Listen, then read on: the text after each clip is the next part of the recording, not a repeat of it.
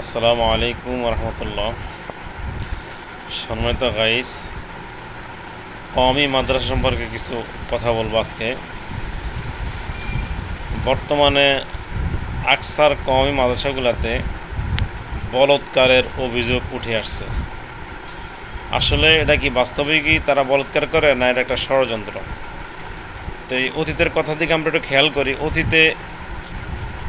অতীতে সরকার আমলও বলছে যে প্রাইমারি স্কুলে কোনো ছাত্রছাত্রী নাই, অথচ তারা প্রাইমারি স্কুলের ভিতরে খাবার ফ্রি দেয়, সব কিছু ফ্রি দেয়, তারপরও ছাত্রছাত্রী যাইতেছেন, হচ্ছে না। এখন তাদের এই একটা কৌশল যে কওমি মাদ্রাসাগুলোতে যদি এরকম বলৎকারের অপবাদ দেওয়া যায়, হয়তোবা মানুষ আস্তে আস্তে মাদ্রাসা থেকে মুখ ফিরিয়ে তারা আবার চলে আসবে স্কুল কলেজের দিকে। কারণ মানুষ জানে স্কুল কলেজে ফলাফাইন পড়লে এগুলো ভালো হয় না।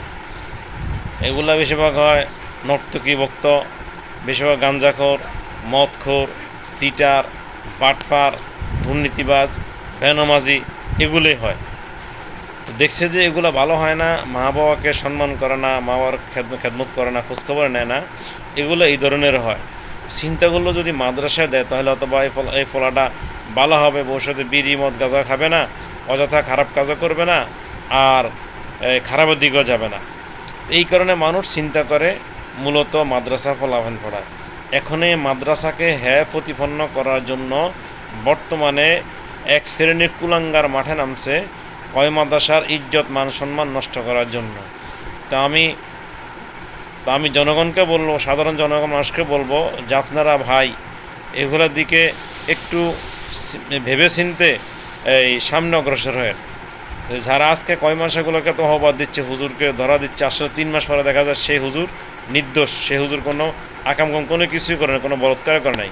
কিন্তু যখন নাকি ধরছে তখন অহবাদটা সারা বাংলায় ছড়াই দিছে, কিন্তু যখন নির্দোষ হয়েছে তখন কিন্তু এটা আর সোশ্যাল মিডিয়ার আসে না।